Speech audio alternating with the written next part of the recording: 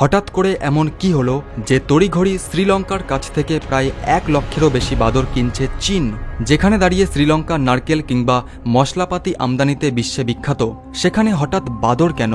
ঠিক এই প্রশ্নটাই এখন ঘুরপাক খাচ্ছে গোটা বিশ্ব রাজনীতিতে। এই বিষয়টা খুবই স্পষ্ট যে চীন ভারতের জন্য যথেষ্ট বিপজ্জনক। তাহলে এখন প্রশ্ন উঠছে যে এই বাদর কেনার বিষয়টির সঙ্গে কি ভারতের বিরুদ্ধে কোনো ষড়যন্ত্র জড়িয়ে রয়েছে? কেনই বা হঠাৎ করে সমস্ত কিছু বাদ দিয়ে চীন এই বিশেষ প্রজাতির বাদর, তাও আবার প্রায় 1 লক্ষেরও বেশি বাদর কিনতে চাইছে চীন? আসুন এর আসল কারণ জেনে নেওয়া যাক আজকের এই ভিডিওতে। আসলে চীনা বন দপ্তর কিছুদিন আগে শ্রীলঙ্কার সরকারের কাছে একটি অদ্ভুত দাবি জানায়। তাদের দেশের এক বিরল প্রজাতির বাদর কেনার ইচ্ছা প্রকাশ করে চীন, তাও আবার 100টি কিংবা 200টি নয়, বরং 1 লক্ষেরও বেশি। এখন মনে হতেই পারে যে এই বাদরকে আমরা বিরল বলছি কেন? তো আসলে এই বিশেষ প্রজাতির বাদরের নাম টোক মাকাক। লালচে বাদামি রঙের এই প্রজাতির বাদর বিশ্বের প্রাচীন প্রজাতিগুলির মধ্যে অন্যতম। মাথার কাছে চুলের এলোমেলো অবস্থা দেখলে এদেরকে সহজেই চেনা যায়। গোটা বিশ্বের মধ্যে কেবলমাত্র শ্রীলঙ্কাতেই এই প্রজাতির বাদর পাওয়া যায়। তবে আজকের দিনে দাঁড়িয়ে এই টোক মাকাক প্রজাতির বাদর ধীরে ধীরে বিলুপ্ত হতে চলেছে। ঠিক এই কারণেই আন্তর্জাতিক প্রকৃতি সংরক্ষণ ইউনিয়ন একে বিপন্ন হিসাবে তালিকাভুক্ত করেছে। কিন্তু এখন প্রশ্ন হচ্ছে, এই বিপন্ন প্রজাতির বাদরকে কেন কিনতে চাইছে চীন? তার আগে বলি যে এই বাদর এত বিশেষ হওয়ার সত্ত্বেও চীনের কাছে প্রায় 1 লক্ষটি বাদর বিক্রি করার জন্য শ্রীলঙ্কাও প্রস্তুত হয়ে গেছে। কিন্তু কেন? তো আন্তর্জাতিক বিশেষজ্ঞদের মতে সম্প্রতি শ্রীলঙ্কা ভয়াবহ গৃহযুদ্ধে জর্জরিত হয়েছিল, যার কারণে ধ্বংস হয়েছে গোটা দেশের সরকারি সম্পত্তি। এছাড়া ব্যাপকভাবে নিচে নেমেছে দেশের অর্থনীতি ব্যবস্থাও।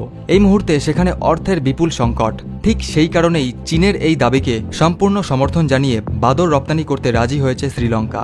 পাশাপাশি আরও একটা কারণ হলো, গোটা পৃথিবীর কোনো দেশেই এই প্রজাতির বাদর পাওয়া না গেলেও শ্রীলঙ্কায় এর সংখ্যা প্রচুর। তাদের বন বিভাগ তথ্য অনুসারে বর্তমানে প্রায় 3.5 লক্ষেরও বেশি সংখ্যক এই টোক মাকাক প্রজাতির বাদর সেখানে আছে, যা শ্রীলঙ্কার ভালোর চেয়ে বরং ক্ষতি করছে বেশি।